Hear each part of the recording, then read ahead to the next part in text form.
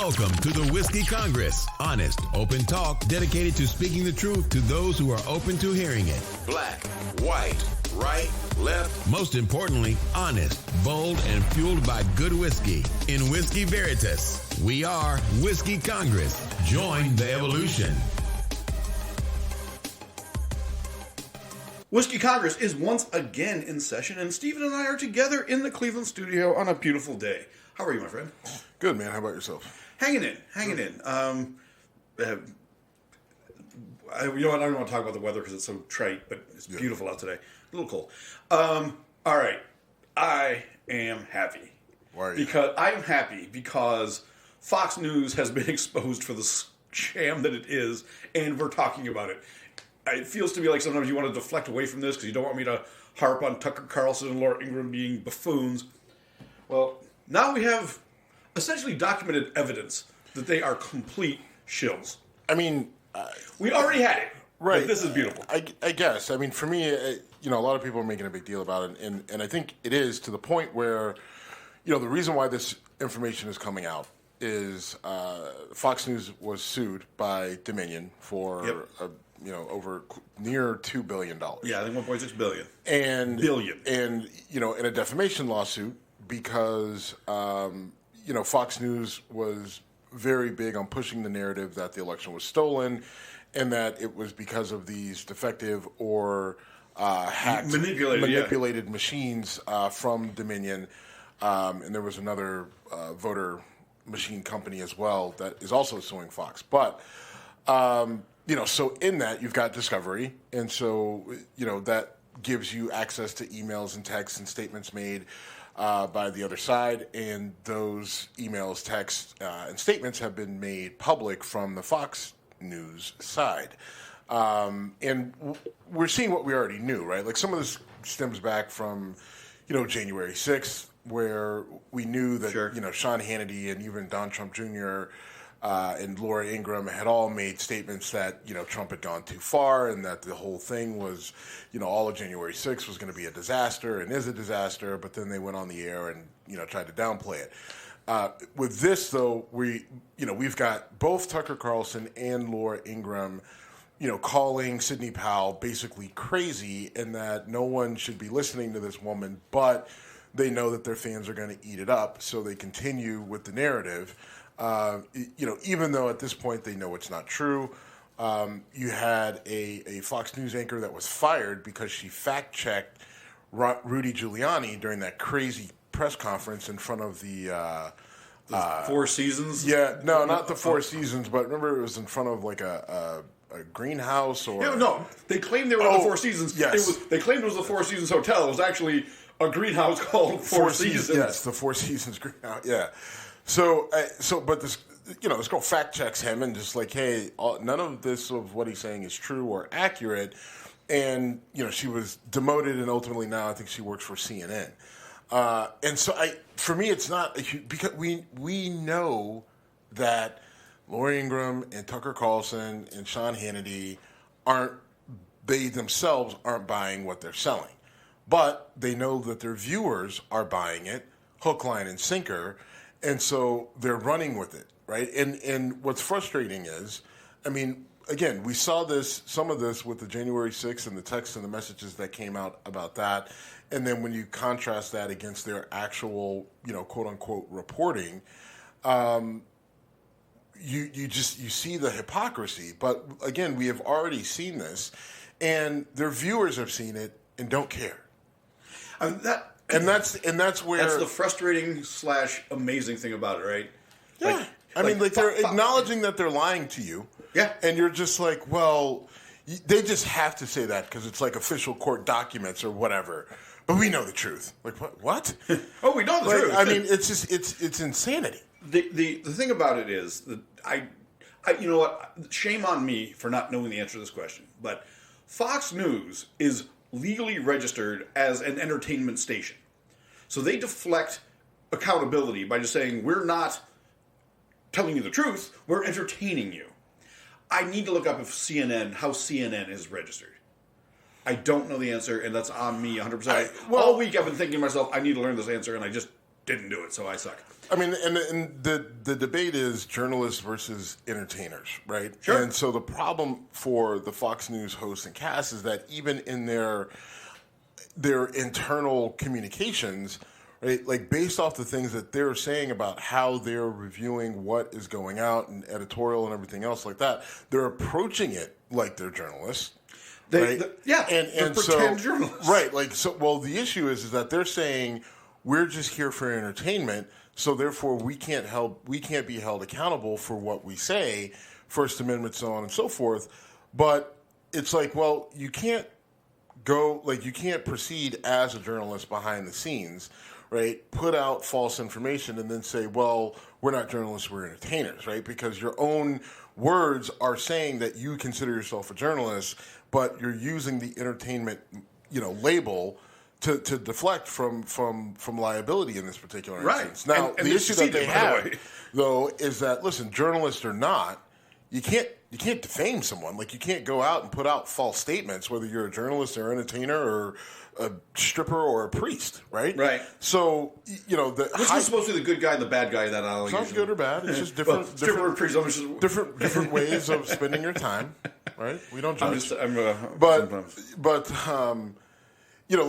they really can't hide behind, well, this is just entertainment. It's just like, well, correct. Not in this case, right? And so in this particular case, they can't hide behind it, and Dominion is just building a really strong case. Now, I want to dispel this idea that if Fox loses this case, that the company is going to go bankrupt and they're going to be off the air.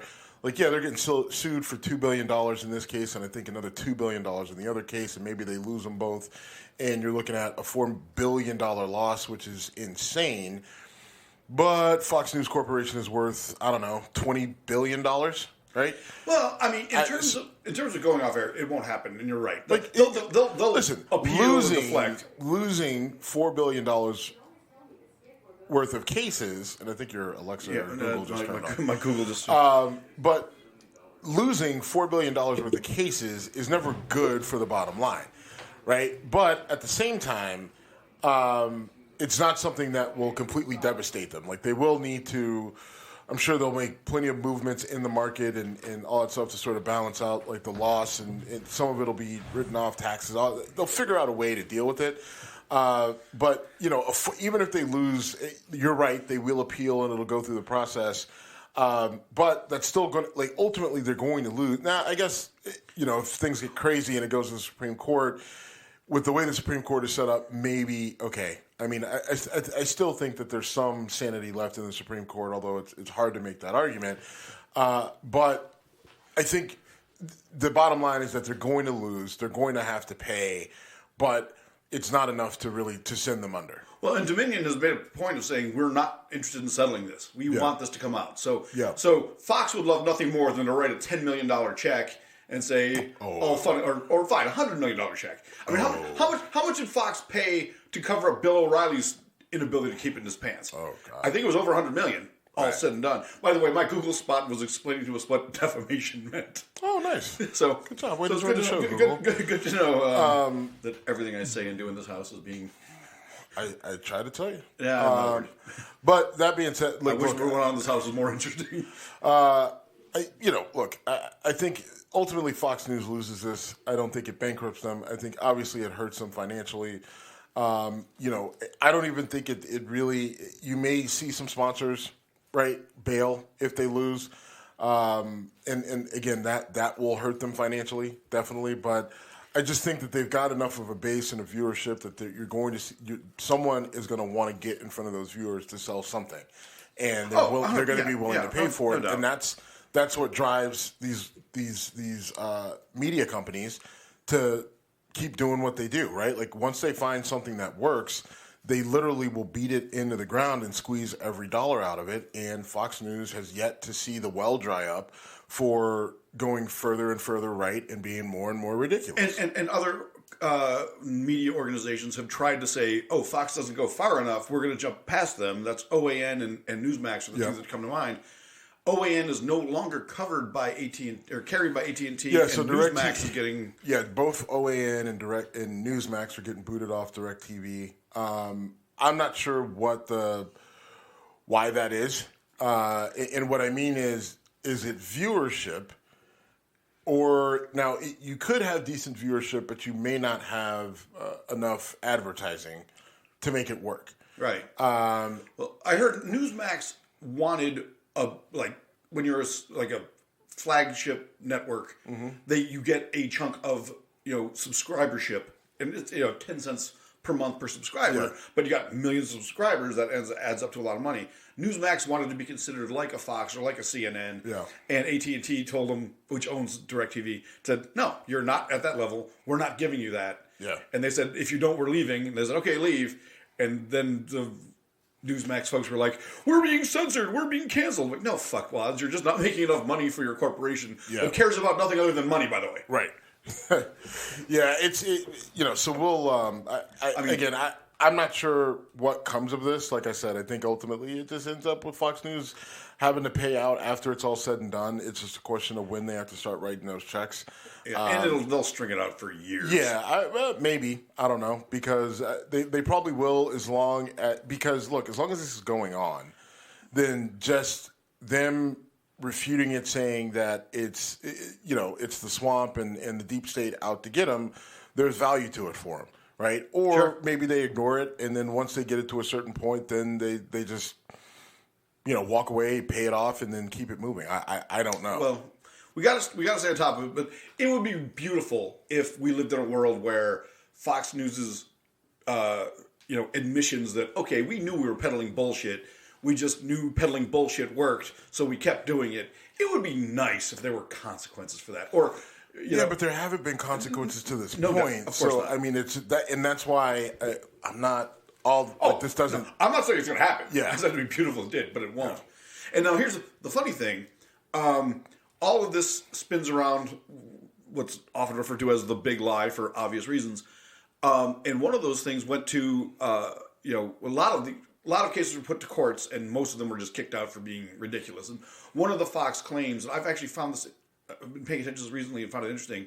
A lot of cases were just so fucked up that they never even got heard. Because in one case, documents were mailed to Minnesota when they were supposed to go to Michigan.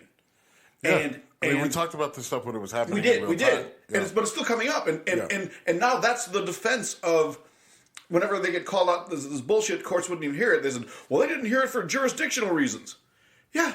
Because you sent it to the wrong fucking jurisdiction, you fucks. It's not like they're ignoring it because of some technicality. That technicality is you can't sue Michigan in a Minnesota court. Right. Da-da. I mean, a lot of those cases just were so sloppily thrown together, and I get like they were trying to rush, but I mean, you still have to get the basics right? Like what jurisdiction you're actually filing in, who, the actual...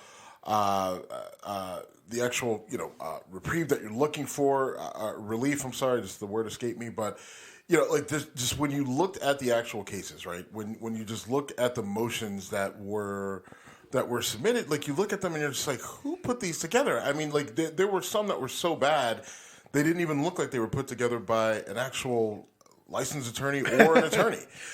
One thing I've loved about this is how much it's made attorneys look awful. Just engineer versus attorney jokes. Like, I guess I didn't know that there was a rivalry between there is not. I don't. No, all right, there's not. But in all seriousness, this has not cast a good light on the legal profession. I mean, you have bemoaned how awful it's these like. people. Look, I mean, you what I bemoaned is you see when you see people in a profession that were at one point in time revered just devolve into, I don't know, whatever the Sidney Powells and Rudy Giuliani and some of these other attorneys have turned into, it's rhetoric mouthpieces. It's sad, really, right? There was no reason for Rudy Giuliani to go down this road, right? Like, and it's just like you have to wonder how fucking poisoned his mind was that he thought any of this was a good idea.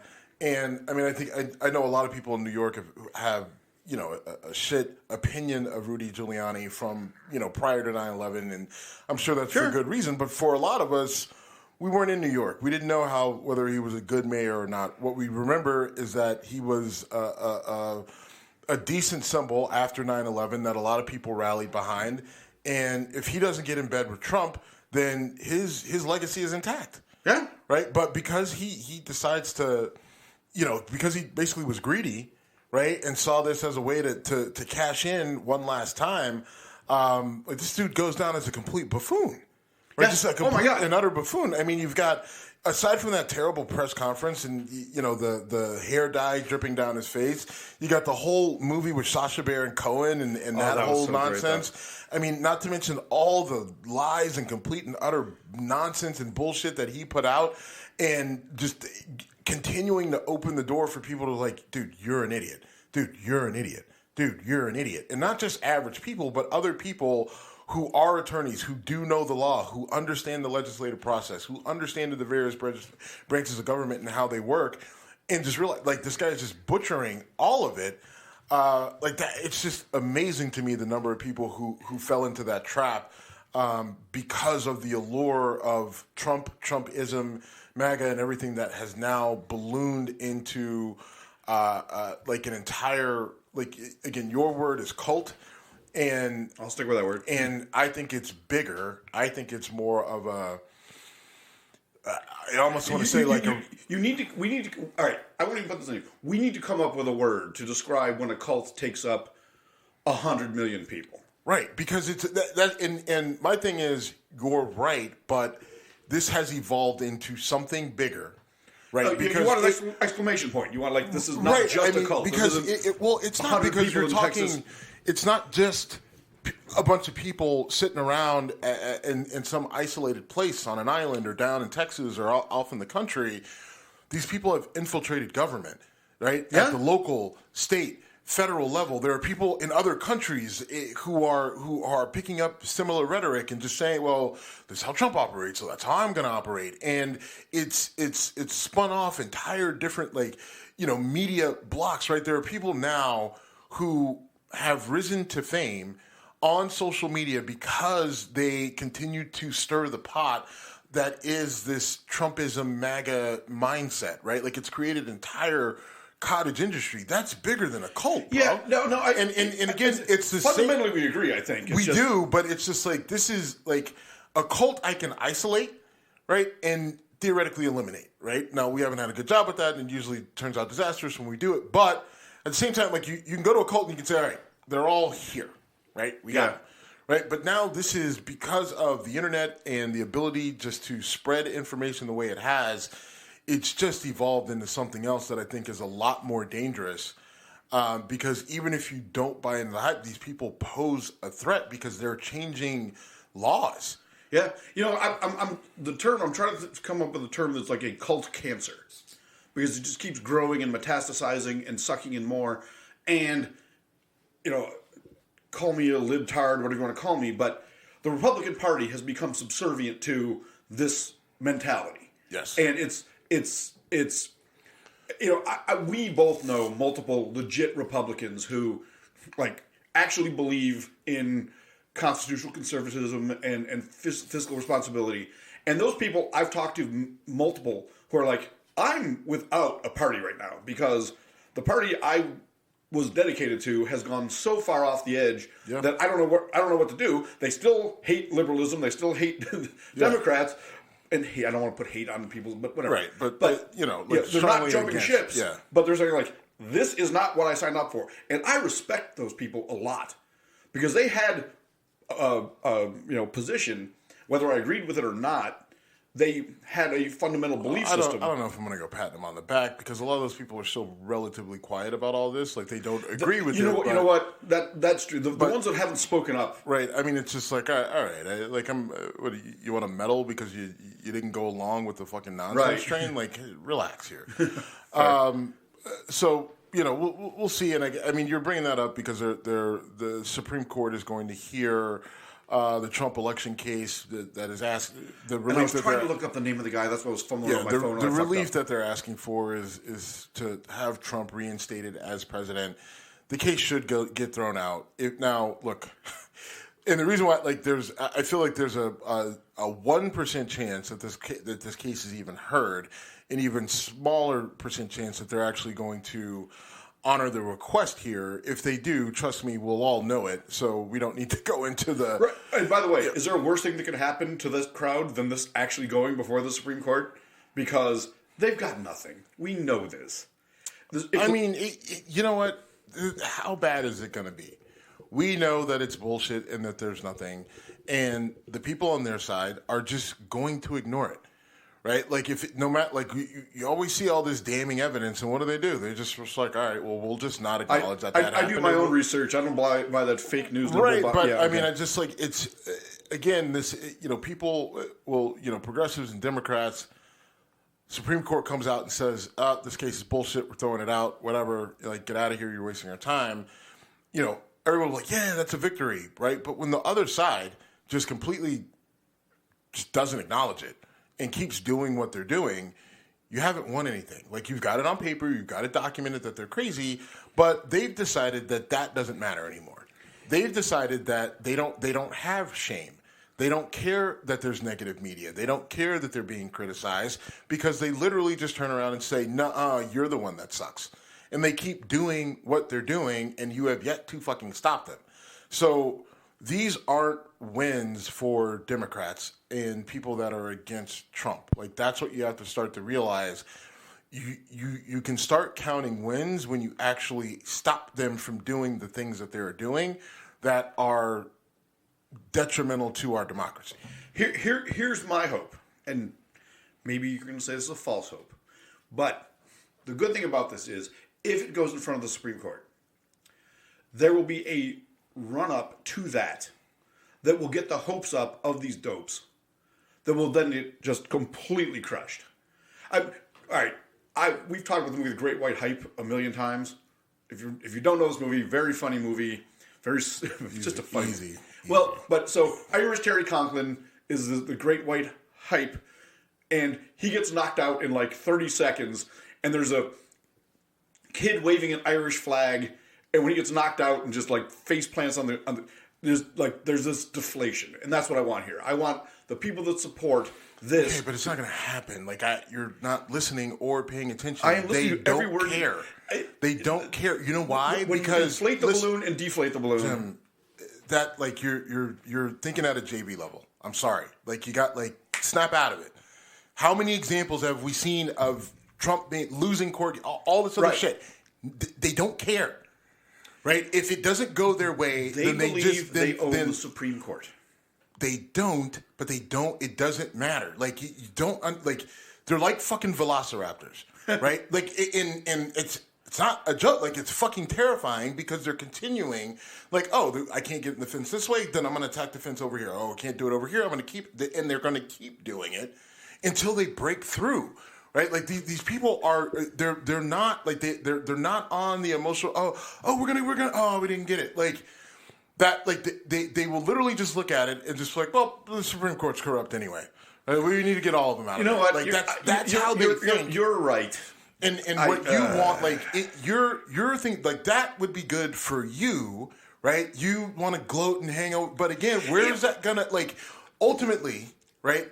If they ignore it and they're just like, whatever, the Supreme Court's corrupt anyway, fuck them, right? And you're over there, ha, ha, ha, ha, ha, but they're walking on to the next threat, then it's just like, all right, what the fuck did you win? I've called out the Democrats for trying to win the snark war and not realizing that winning the snark war is not a victory. And you're kind of saying I'm doing the same thing here. That's exactly what I'm saying. All right. But look, sadly, you're probably right. Right, like I know, this is an instance where, like, and I harp on this, but you like in order to start to see victory, like you have to issue devastating blows that end with people in jail, right? Like that's where this is going. Like you have to start to, because that's the only consequence. Really, that can get through to people, right? What changed people who did all that shit with January 6th, those who have had to spend extended time in prison, right? You got some people that got a couple, week, 5 days, could be whatever. But when you have to go sit in prison, right? Because now all of a sudden those people, they're just like, oh man, I found God, and I was the internet is crazy, and I'm sorry, I got sucked into it, and I found Jesus, and now I just want to raise my babies and bake muffins. Cool, you can do it after a year in prison, right? Like all of a sudden, like that's what will snap some of these people out, and I don't mean falsely throwing people in prison. I don't mean trumping up charges, but you have to start to look. You got to look at the law, you have to look at what they're doing, and now you have to actually go and be good at your job, DOJ, because the Department of Justice and a lot of our legal institutions, they've been living off of past glory, right? And what we've seen is maybe that knife isn't as sharp as we thought it was. The DOJ only brings cases that they know they're going to win, and when they bring those cases, man, they come with the thunder. Well, it's been it's been a lot less than thunder and more of a little clap. Right, it's not on the board, but this is the case with Matt Gaetz, right? We talked about months ago how all the people on the left were celebrating the fact that Matt Gaetz is going to prison for sex trafficking and child trafficking, and campaign finance stuff. And what did I say the whole time? I was on board with you. No, I'm not. But I'm just saying. You said it the whole time, and I was on board that when something actually happens, we'll talk about it. Well, something actually happened. They said they're not pressing charges. Right. And I think that just go and because they don't think they can win. Right. And I think it maybe. Because it feels like there's something else there with Matt Gaetz. And I don't know it's well, no. What I mean is there's something weird about how that's going down. And I can't tell are they trying to set him up, right? Are they trying to are they saying, look, we're going to back off, we're not going to do anything. See if he kind of relaxes a little bit, and then see if they can, continue to watch him closely. Once he gets comfortable, he slips back into his old ways. They've got a pattern of behavior. They know what to look for. So they just kind of wait it out and see if he actually presents something to them where they can basically catch him in the act, right? Like that's a theory that I have out there, that this is why they're sort of backing off, just to kind of see. Now, a lot of people are like, well, he's not going to be that stupid. He's just going to watch his step even closer. Listen, I know criminals, and I know people who do dumb shit. And Matt Gaetz is narcissistic and arrogant enough to where, it's not going to happen overnight, right? Like, he didn't read that statement from the DOJ and just like, all right, let me call up all the 16-year-old girls on the volleyball team I know. No, he's not that dumb. But they'll wait it out. They'll watch him. And let's see where we're at a year from now, year and a half from now, maybe 2 years from now, right? And then he gets more comfortable. He feels like he's good. There's a little bit more distance between all this. People are quiet, and then he goes to fire shit up again. And this time they're prepared because they know what to actually look for. I don't know. I could be, again, giving them more credit than they should get. But that's what I kind of think could be happening. Or there's something even more nefarious where someone was bought and paid off, and they told them to back off of Matt Gaetz, and so he's just been backed off of, and that's that. Could be either or. So that's an interesting thought, and I respect your point that whenever you say there's no way so and so will do this again, they do. They always do. They just do. Because people ask, when I was working as a public defender, it's just like, how can you represent those criminals? How do you represent people you know are guilty? And the answer is, one, I don't necessarily always know. Sometimes I did. Like, if you're on video and it's your face on the video, I'm not going to put in a not guilty plea for you. I'm sorry. But, you have this is how I do it, or did it. You have a responsibility to protect the Constitution as a defense attorney. And what I mean by that is, even if you've got a client that did it, that is guilty or whatever, and the evidence is damning and you can't get around it, you still need to make sure that that person is charged appropriately, right, with the crimes that they should be charged with. Sure. And that they get a fair look at the evidence and that they are sentenced fairly based off of what happened. And because even if a person did a crime, they can still be overcharged and oversentenced for that particular crime. And so you want to protect people's rights. We have them. We have due process rights.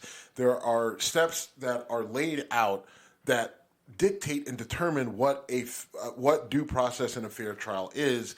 And it is the role of the defense attorney to make sure that that process is carried out on behalf of the defendant. Now, That being said, look, if I've got someone that I know is dead to rights guilty, I never went in saying, all right, look, I'm going to Perry Mason this bitch and get you off, right? Or I'm going to Johnny Cochran this bitch. And there are attorneys who do.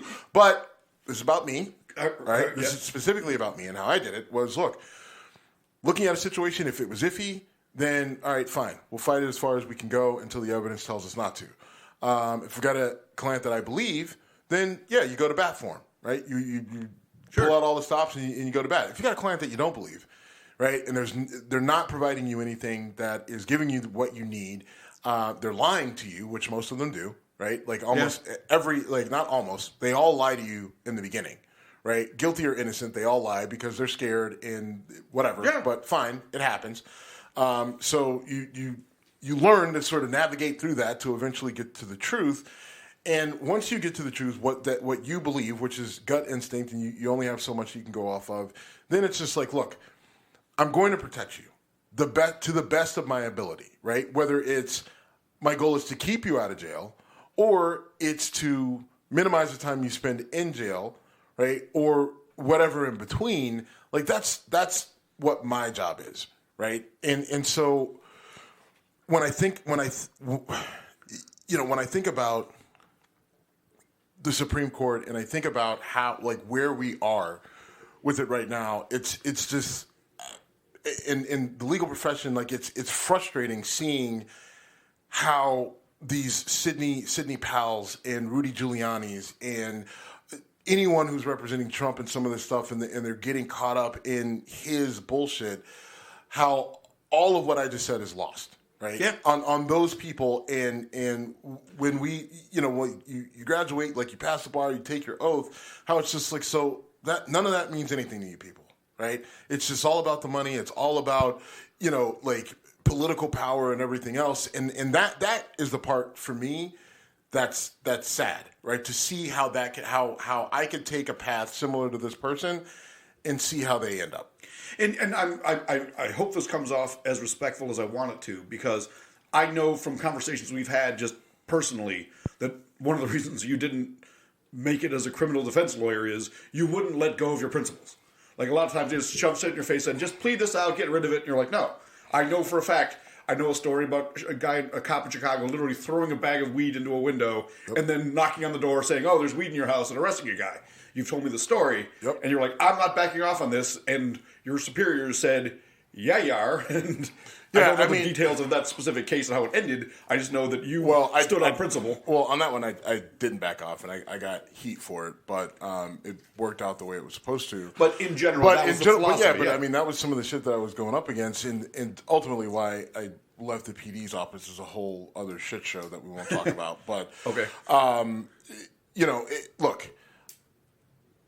With these cases, I think when they do go before the Supreme Court, I think we something like this you watch, but again, like I said, there's nothing that they're going to say, unless they do decide to reinstate Trump as president, which then you definitely have something to talk about. But even if they don't and they say this is all garbage, it's all bullshit. How that would logistically work out. Oh my God! All right, Joe, Kamala, pack your shit up. Don't take any classified documents because we know how that works out. And Joe, you're already, we're already watching you. You're on thin ice, buddy. So I mean, I guess it's something to watch out for. But it's one of those things where, if it goes the wrong way, we'll definitely all know about it. There's more politics to talk about. We'll get to it. But now we make engineers look bad because there was a train derailment in East Palestine, Ohio, and trains are driven by engineers. That's where the term comes from. This is awful. These are really toxic chemicals, a train falling over, catching on fire, shit getting thrown in the air, in the water. It is getting coverage, but this is a big fucking deal. Yeah, so it's what's interesting. So East Palestine, Ohio is about 20 miles south of Youngstown, my hometown. And it's right there close to the Ohio-Pennsylvania border. Yep. And, so there's concern even in Youngstown about is this going to affect us, impact us? And there's, saying that it's in the Ohio River and it's working its way downstream and everything else. But, it's concerning because like the chemicals that they're vinyl acetate was one of them. Yeah, vinyl acetate or vinyl chloride or something like that. Okay. But the chemicals that you use to make PVC piping, right? But they're in a very volatile, unstable state or whatever when they're being transported, which is not comforting. Which this accident is why it's very discomforting, right? That those things are just flying up and down the rails. And listen, I just, as much as I'm not, environmental earth guy, Greenpeace guy, or You're whatever. Not me, yeah. Look, I recognize the risk and the damage that's been done here. Now, look, am I an environmental scientist? Can I tell you that this is going to impact people for years and years down the road? No, I can't say that definitively backed by data and research. But listen, I am concerned they blew up some really toxic chemicals right there in the air, in the vicinity of all these homes and families and kids and animals and everything else. Yeah. Blew them straight up into the sky, right? And then, it's and chemically the stuff is heavier, right, than air, yeah. So it's going to come down. And the concern is it in the water? Is it in the ground? And how much of it is in the ground and water? And is that dangerous? Right. Now, I have concerns that it might be, right? And I have concerns about how far spread out this is. Like the cloud, I mean, they could see it from space when they blew this thing up, right? And so, I don't know, that seems significant to me. You are looking at me like it's not that big of a deal. No, I'm not looking at you. I'm listening to your words. And it's a huge deal. Now, it was they called it a controlled burn. So they detonated it on purpose to keep it from. Everybody gets that. But how much control do you have of it? I don't, Steve. All right, I am an environmental guy. I am an engineer, and I am. You're a chemical engineer. I'm a chemical engineer, and I can't give you the first fucking clue. I have no idea. And look, I don't know. I don't know what the long-term effects of this will be. But for the EPA to be like, oh yeah, we tested everything, it's all clear. It's like, are you one of so people are just supposed to buy that now? As much as I'm not. You can't question the government on everything, or at some point, you're just never going to be able to exist. I just can't buy into the fact that all right, the EPA has gone in less than a week. They're like, yeah, everything is good. There's an industry phrase that is mostly mocking the people who say this. The solution to pollution is dilution. So if you release this chemical, well, if you get far enough away or let it go long enough, eventually it tells you numbers that make you sound like it's okay. Well, it might be, and it might not. You can find this. This is a truth. I guess so. There was someone who put on the internet. There's just based off prevailing winds and the direction and everything. There's going to be this giant cloud of acid rain because when the vinyl acetate clings to clouds, hydrogen or oxygen or whatever, and then it creates acid rain. Right, and there's and this is headed towards New York, so everybody in New York, stay in your house. And it's well, look, by the time this giant cloud of acid gets to New York, it will probably be diluted enough to where you may pick up traces of it, but will it actually be damaging? I don't think people's skin is going to melt off if it rains in New York on Sunday or Monday, right? But I think for the people in East Palestine and even in Youngstown or wherever. Right, within Pennsylvania, Pennsylvania, Ohio, and that downriver, region. Cincinnati was shutting off intakes of their water systems. Yeah, I saw that because we don't know what's coming into our. One thing that most people, not all, we talked about Flint, Michigan years ago, and it probably still hasn't fixed their water problem. But we kind of take as a fact that when you open your water tap in your house, that water is safe. Yeah, and Cincinnati is saying, we don't know if we keep these things open, if we'll be able to tell our customers that, so we're stopping it. That's serious. Right. I mean, and look, here's the other thing, too. I mean, for the EPA to declare the water to be safe, I think what's really interesting, Sherrod Brown, who's the Ohio Senator, he's located here in Cleveland, he goes down to East Palestine and he's really, he's really pushing for the people and saying hey, North, whoever the name of the company is, I can't think of it now. It's oh God, Yeah. But he Norfolk, I think. Is Norfolk Sutton or something like that. You guys got to be responsible for this, and I'm not going to stop, and all this other stuff. And, EPA is here, and they're saying that the water is safe and everything, and somebody's just like, all right, here is a glass of water from here in East Palestine, Senator. Why don't you have a drink? And he said, Did that happen? Cannot do that. Yes. Oh, my goodness. Yes. So there was a Simpsons episode where Mr. Burns is asked to eat a piece of Blinky the three-eyed fish, knowing he's polluting the water, and he spits it out, and that's what happened. Yes. He he wasn't bold enough. Fish. Right, he wasn't bold enough to actually drink the water, and they did that with a number of different people. When they had a town hall there, look, I wouldn't either. Right? I wouldn't either. And here's the thing, it's close enough to Youngstown, I don't know, is the water safe in Youngstown, in my hometown? I don't know the answer to these questions, but look, I don't think anybody does, but what I have issue with is the EPA coming out and declaring after a week that everything is good. Right? That to me just feels like you're just trying to get people to shut up, be quiet, and kind of get back in their homes. But I think everyone is looking at look, there's going to be long-term impacts, and there's even, I saw a form online that people were supposed to sign about, the company that owned the train to come in and do testing, right? But the way it was written, the way it was written, it looked like people may have been signing away rights to sue down the line. Yeah, I saw that. And so, just encouraging people, look, don't sign anything. Right. Here's $1,000 for you to take care of yourself. Do not sign anything. Do not take money from anyone right now. Just wait. It is entirely too early. It's kind of like, if you were just in a car accident yesterday, you think you feel fine, but don't talk to the insurance company today thinking that you're all right, because if back injury pops up later, right, then if you take a settlement, the day after the accident, then you may not be able to get that resolved.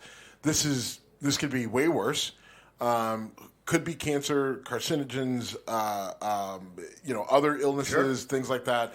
And it's scary, but that's just the reality. You had a train filled with hundreds of thousands of gallons of a really toxic chemical that then, yes, it was a controlled burn, so it didn't blow up the whole city, but you had basically a volcano blast of toxic chemicals into the air that went up, and a lot of it had to come down.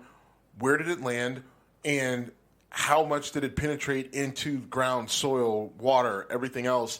And what about the soot, right? How toxic is that? And even just cleaning it up, how do you go about that without making people sick? Can it make people sick? These are all questions that are worth asking, that we shouldn't just be rushing to say, hey, everything is A-okay, everybody go back to normal. And one thing I want to throw in real quick is there was a law called the FAST Act that was put into place that basically said any provision against certain things related to transporting materials can be overwritten.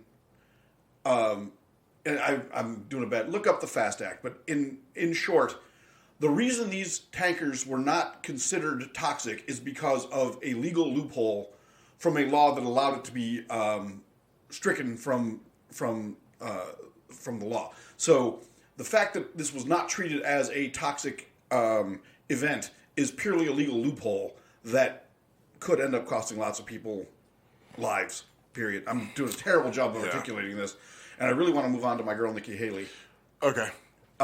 So Nikki Haley declares she's running for president and has been tap dancing around saying anything bad about Donald Trump since she did so, because she is his one and only, she is his former employee and left the Trump administration on good terms, which didn't always happen. And now she's on the record as saying, we need new leadership, we need younger people. And it'll be interesting to see where this goes. There's people saying she's just doing this because she wants to be DeSantis's VP. We'll see. But I really want to focus on Don Lemon. So Don Lemon comes out and says Nikki Haley is no longer a woman in her prime because she's in her 50s, and women are in their prime and in their 30s and 40s. And Don Lemon has subsequently been suspended from CNN with pay. I think this may be, and probably should be, the last nail in Don Lemon's coffin. I mean, it's just such a dumb statement. Like, I mean, It is incredibly dumb. I mean, I get what he's trying to say, I guess, because she's a woman in her 50s. She's past her prime. I mean, looks. what does that mean? In terms of looks, I guess. I don't know. I guess insinuating that the only reason that she was popular is because she was mildly attractive or something. It was a really sort of misogynistic, backhanded insult, which is odd coming from a gay guy. Yeah, but I mean, I get misogyny doesn't necessarily transcend true sexuality. And cattiness is right. Whatever. I think you're going down a dangerous road. Yeah, I pumped the brakes a bit. But I think it's just a really uninspired statement from Don Lemon. I'm not a huge fan of Don Lemon. It seems like he picks his spots where he decides to be activist on, and he's not really all that good at it. Like, I mean, my best memory of him is him getting his ear pierced on New Year's Eve that one year. Well, it was hammered at the bar. Him being hammered on New Year's Eve is my favorite Don Lemon moment. But when he got his fucking ear pierced, like that was the coup de grace. But the dude came with like a spear, and then they cut to Kathy Griffin. But anyway, look, man, I think he's done, and he deserves to be.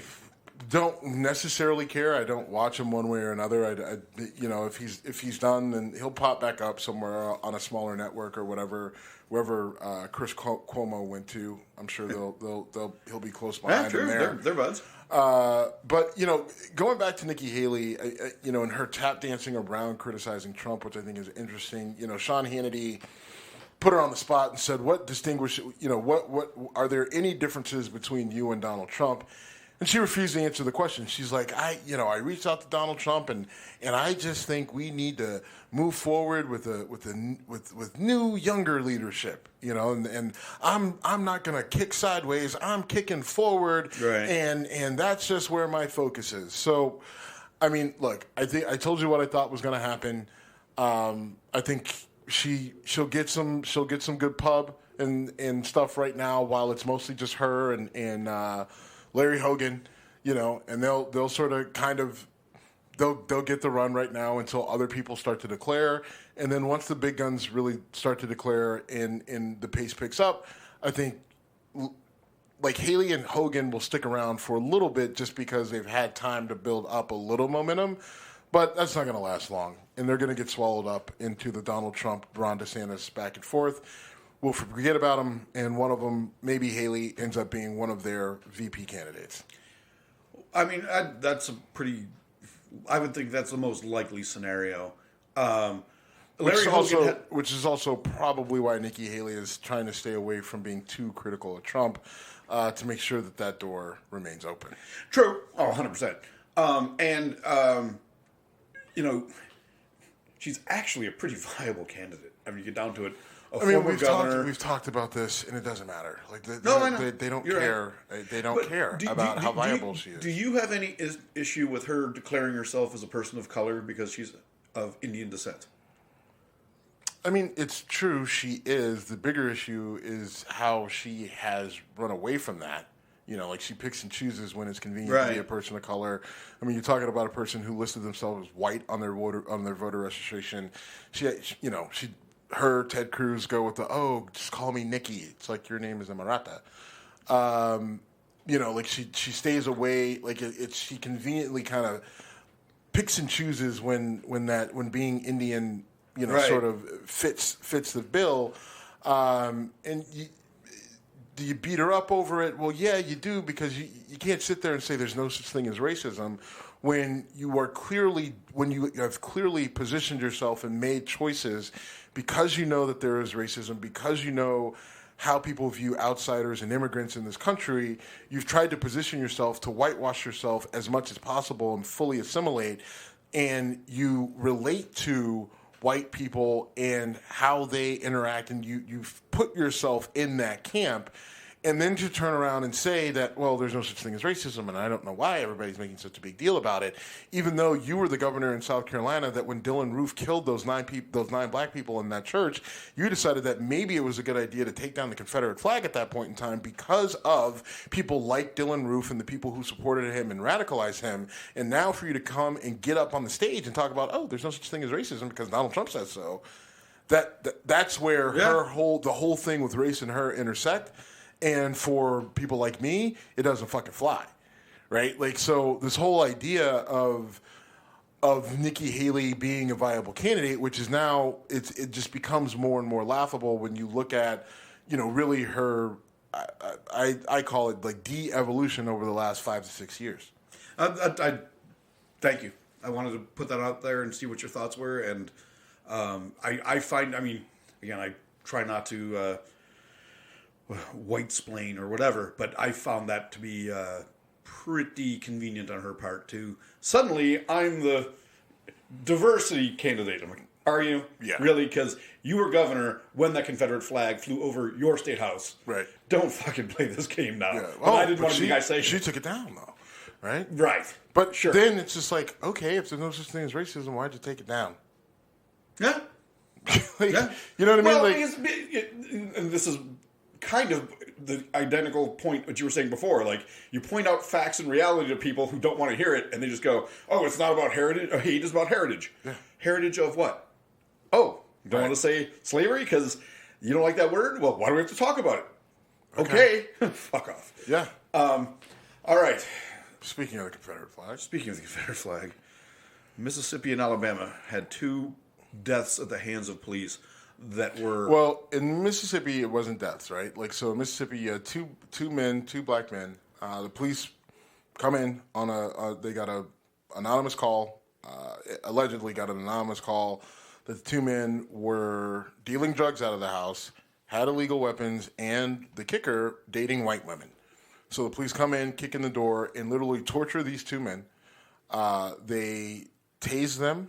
They waterboarded them. They physically beat them, and one of them they shot in the face. I thought he died. He didn't die? He did not die. Okay, wow. He is clinging for his life. Okay. And maybe he's died in the last 24 hours, but I think the last I saw that he was still fighting for his life. But they literally tortured these 2 men. As far as I read, there were no drugs found in the house.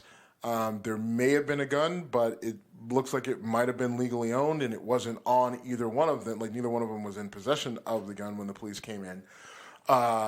And, this whole idea that they were there because of drugs and they were dating white women, and some of the words from witnesses that the police were saying, it was just very 1950s. Egregious, gross, just violation of rights and just evil.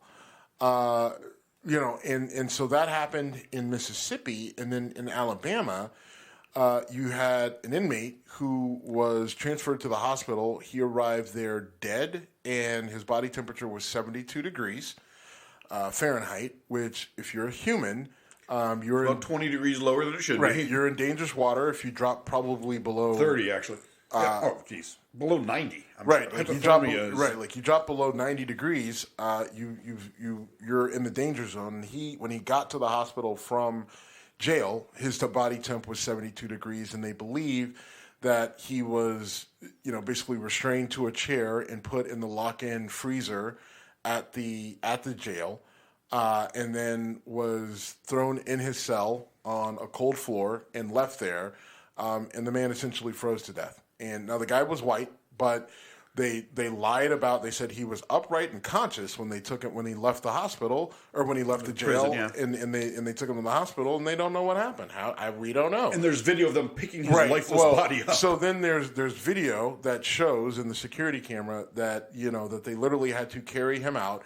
At one point in time, they put him on the ground, open the doors, try to do it, and then they you got 4 people that have to pick him up, and you just see his head and his legs flop. Right, and then they kind of shove him in the back of the police cruiser, and and then that's the end of the video. There was a young woman who worked for that police department, who took a screenshot or took a video on her phone of the security footage of them bringing this guy's lifeless body out, which directly contradicts the report that says he was wide awake and alert when we brought him out, right? And they fired her. I didn't know as a that. whistleblower. Yes. Okay. You know what? And they said it was because it was for poor performance, but just the month prior to, she got Employee of the Month or Officer of the Month award, right? It's just like, so you give her Officer of the Month 1 month and then you fire her the next month for poor performance? Or did you fire her because she blew the whistle because your guys were doing something that was highly illegal, i.e. you killed someone and you lied about it and tried to cover it up? Yeah.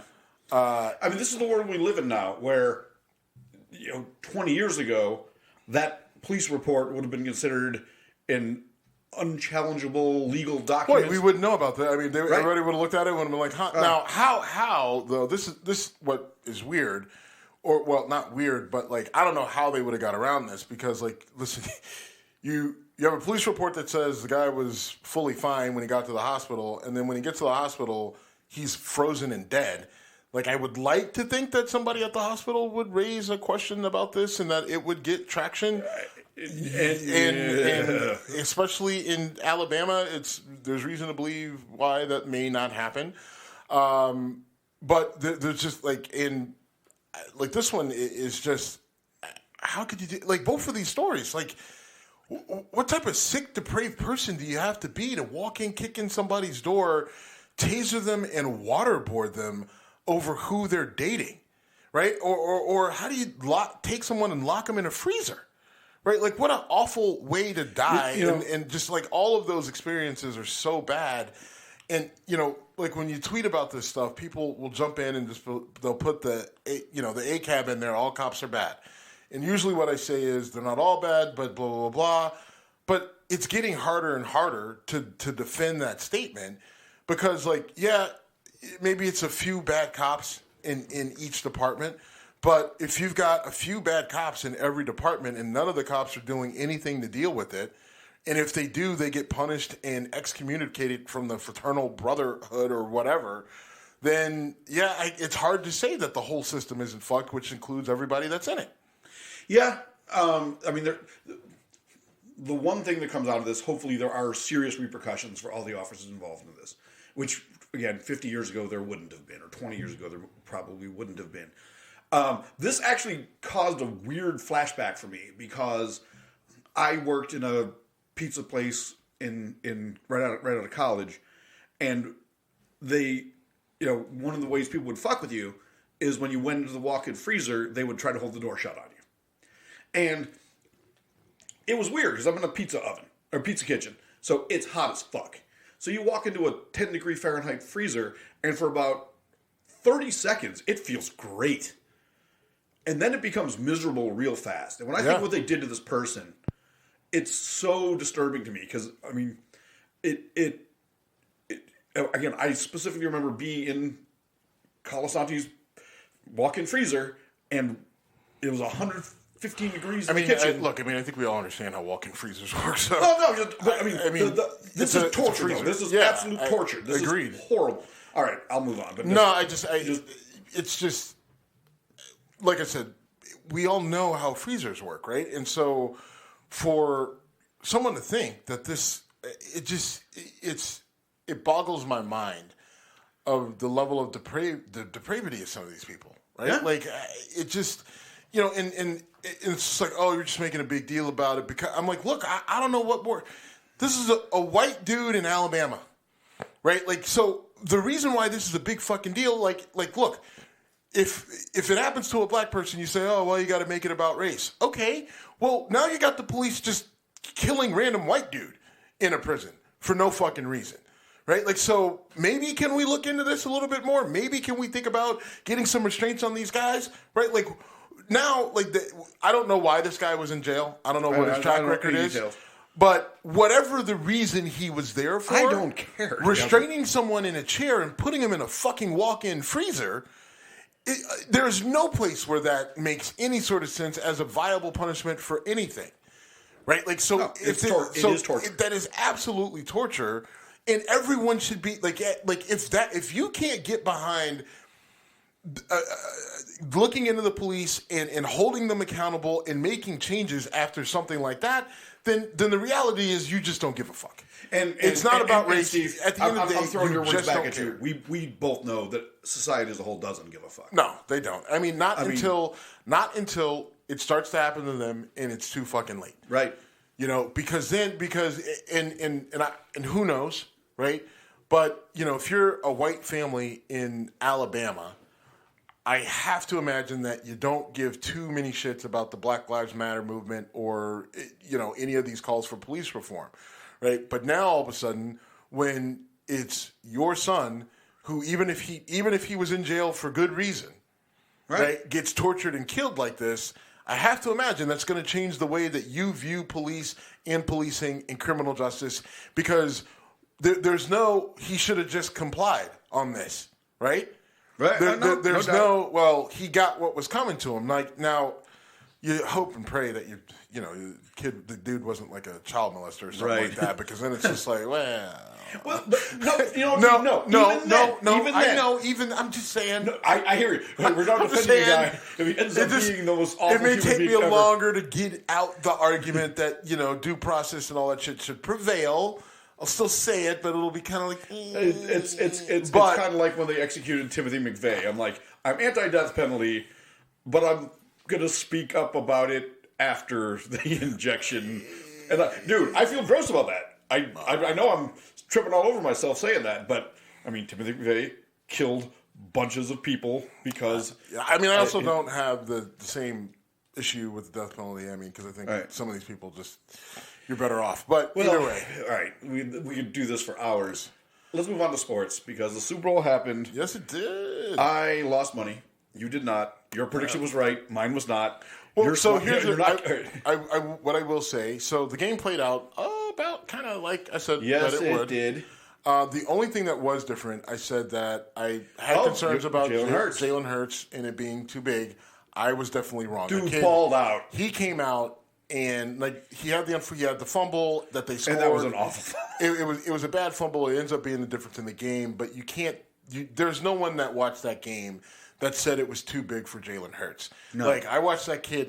And listen, they didn't do it the way everybody thought that they were going to do it. Come out running the ball, right? Everyone said they're going to try to run the ball. Chiefs are going to try to shut down the run. Then they're going to send pressure. Jalen Hurts isn't good under pressure, and he's not good throwing against man. Well. They come out, they really didn't run the ball that much. They came out throwing, and he had no issues getting the ball down the field, making short throws, mid-range throws, deep throws. His deep balls were accurate.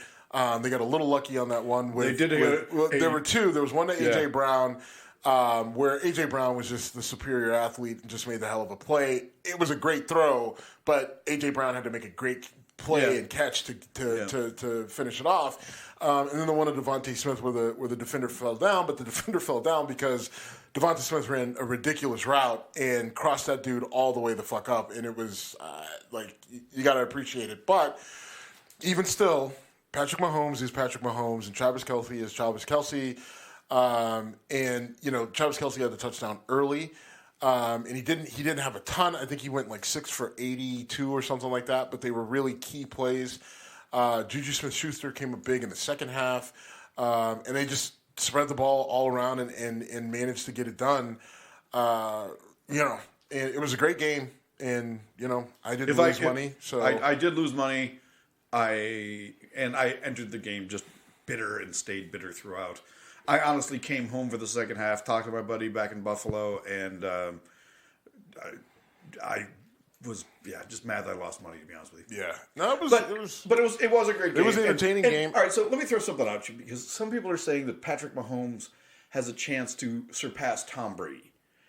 Maybe, but I think it's a bit early to start that talk. Now, he deserves a ton of credit. It's his 6th year. He's been in 3 Super Bowls. He's won 2. Mm-hmm. Dude's, if his career ends today, he's in the Hall of Fame, right? Yes. Oh, yeah, without a doubt. Okay, so, good on you, Pat Mahomes. I think you should take it easy, buddy. Go on, right off into the sunset. Leave my Bills alone. I think. Look, I mean, I think anytime you start winning multiple Super Bowls, then the conversation used to be Joe Montana, Terry Bradshaw, right? But then Tom Brady comes out and surpasses both of them by 3 Super Bowls. So it's just like, all right, well, he then becomes a benchmark. So anytime a quarterback wins multiple Super Bowls with multiple teams, ironically, right, well, for Brady, then, right? Sorry, yeah, the conversation is, is this the next Tom Brady, right? Now, I think it's worth asking the question because Pat Mahomes is really good. The team is consistently competitive. Even though he's getting paid a fuck ton of money, his contract is still favorable to the team, which, he took he spread that out over a longer period of time. And Pat Mahomes isn't even the highest paid QB in the league. So, when you look at it, they're set up to where they can have long-term success. Andy Reid isn't going anywhere. Andy Reid is going to be calling the plays. I don't think Steve Spagnuolo is going anywhere, and he keeps that defense good enough to keep them competitive, right? Like they kind of bend, don't break. They have these lulls in the season, but ultimately, the offense keeps them in it or whatever. Sure. So their team is young. Their defense is young. They roll through running backs. Like it's hard to use a Kansas City running back in fantasy because they use 3 or 4 different ones a game. So it's hard to pinpoint one down, but because of that, they don't really, Clyde Edwards-Helaire got hurt, and so they bring in Jerick McKinnon. They've got Pacheco, who they drafted out of Rutgers, who I loved at Rutgers. Like I actually watched a number of Rutgers games because I liked him. Because listen, the kid runs hard. He's got speed. He's not very big. But I just love his running style. I mean, even watching him on the sideline. Now, did you see him because of him being in the Big Ten? Yeah, I watched him. Rutgers played Ohio State, and I said, "Who is this guy?" And then I watched. I probably watched 3 or 4 games. Obviously not this past season, but the year before his last year at Rutgers, and I liked him. I liked him as a player. You have a tendency to like Reggie Bush, Christian McCaffrey. Yeah. So having played running back at a high level, I think you latch onto these guys and go, I really like this guy. And because I can... Hey, that's not a criticism. Yeah, it's just because I relate to them. And when I see guys that either kind of remind me of myself, right, to a degree, or the running style that I would have liked to emulate. Like there are things that like I would imagine myself doing, like physically I wasn't capable of doing, but I would still try. And the benefit is when you're 250 pounds moving at a high rate of speed, your moves don't look great, but they still do enough to get you more open or run people over. So while Reggie Bush and McCaffrey have always been your guys, and now this guy sounds I loved Reggie Bush, right? And actually, I'm older than Reggie Bush, so he wasn't someone that I emulated as much, but I loved his running style. Marshall Faulk would be more of the guy that I like. Marshall Faulk was one of my hero. I loved watching him play both for the Colts and for the Rams, and I wanted to be as effective as him running the ball and catching the ball out of the backfield. Now, I could catch pretty good. I was good running routes. It just didn't look as good because I was enormous compared to Marshall Faulk. But, like, I understood how he approached the game from the perspective of a quarterback to know everything about the offense, and that helped me. So when I see these guys that are really effective in different ways on the field, not just barreling ahead and running forward, I tend to get excited about them, and he was another one. So. All right. Yeah, I'm sorry to sidetrack the conversation, but that's always a good sidetrack. I was going to say, I knew you'd like that. All right. So the last thing, just from the Super Bowl. So Eric Bieniemy is leaving the Kansas City Chiefs. Now he was offensive coordinator in Kansas City under Andy Reid, and he's going to take basically a lateral position with the Commanders in Washington.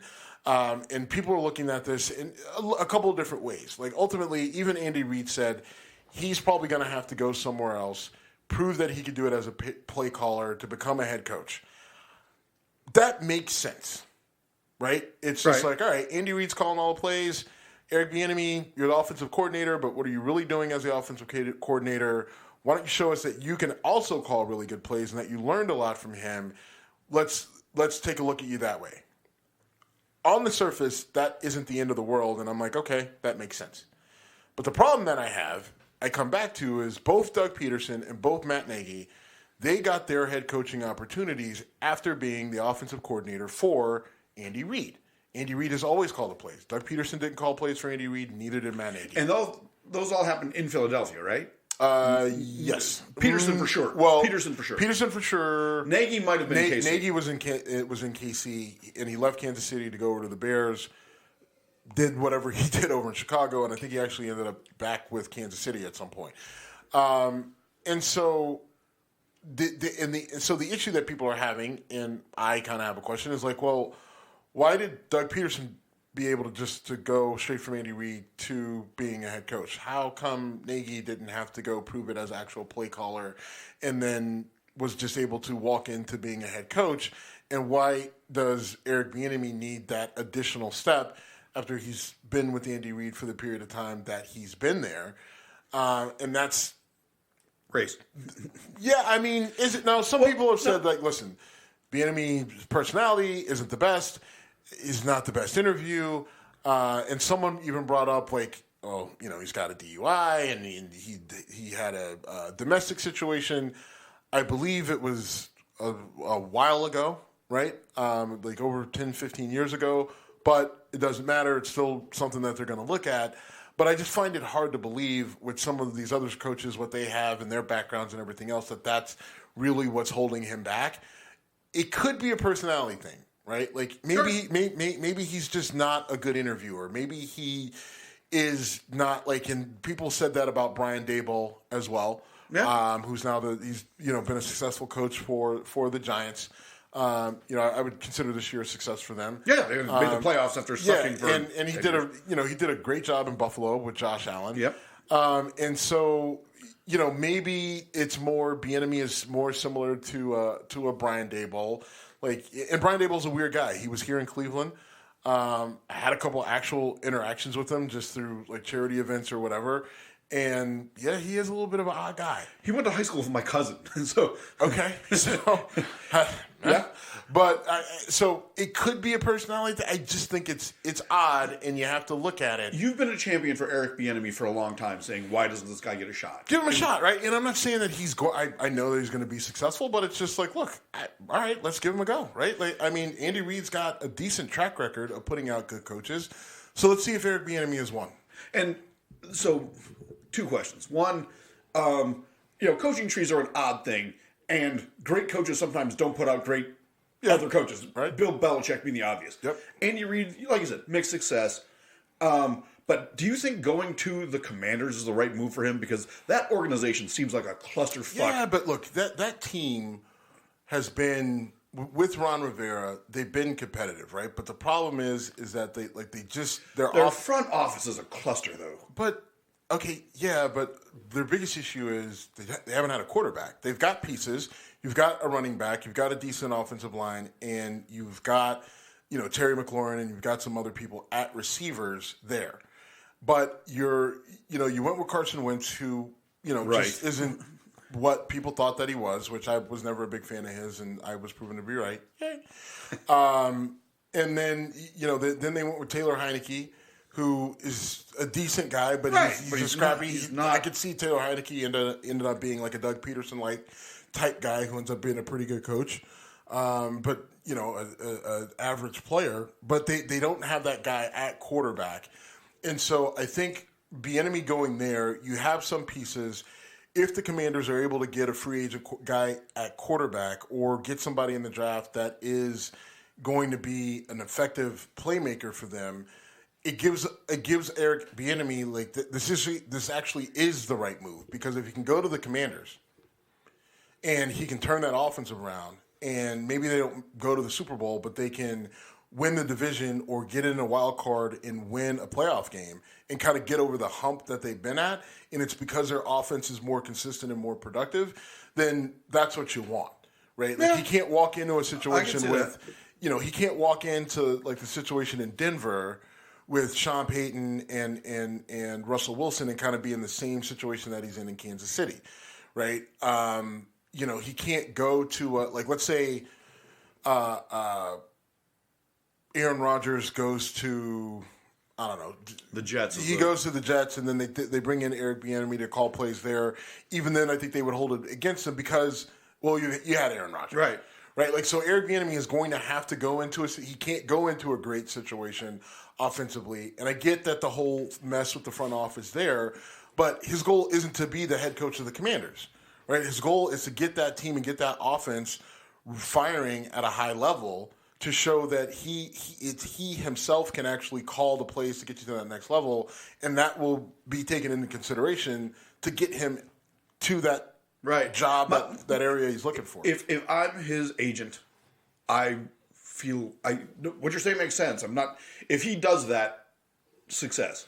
My concern, if I'm representing him and trying to find the right fit for him, going to a team that I don't know the ins and outs of the Washington Commanders, but they just seem like a train wreck of an organization. Yeah, but you got to separate what's going on in the front office from what's happening on the field, right? Because again, their front office tends to fuck with their on the field. All you need them to do in this instance is bring in a viable quarterback, right? And so now listen, plenty of offenses have fucked that up, but if you bring in a viable quarterback.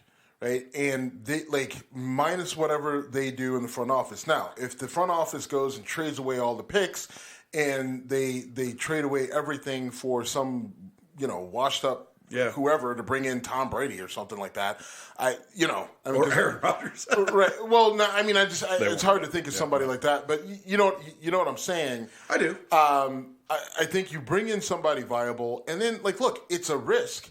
But I think it's a risk they feel that they have to take because there's no really perfect situation. Any situation that you would want to go into already has that person there that is the play caller that's found success for that team. Right. Now, I could have made an argument that, look, if the Steelers hadn't decided to stick with Matt Canada, then bring him here. Bring him to Pittsburgh, right? Let's see if that could work, right? You got a young guy with Kenny Pickett. You've got some pieces in George Pickens, and you've got Najee Harris, and you've got the backup, Jaylen Warren. You got a defense that was playing really good at the end of the year. So could Eric Bieniemy work with what the Steelers have on offense and turn that into something? We know how Mike Tomlin is with his coaches and things like that. I don't know. I think it may have been a decent option. I would have liked to see because I'm not a huge fan of Matt Canada, but I'm stuck with him. You've made that. I'm stuck with him, so now I got to root for him again. But all right, we're with you, win or tie. All right, we should wrap this up. Wrap it up, B. All right, we are at Whiskey Congress on Instagram and Twitter. Thank you for listening. We're done.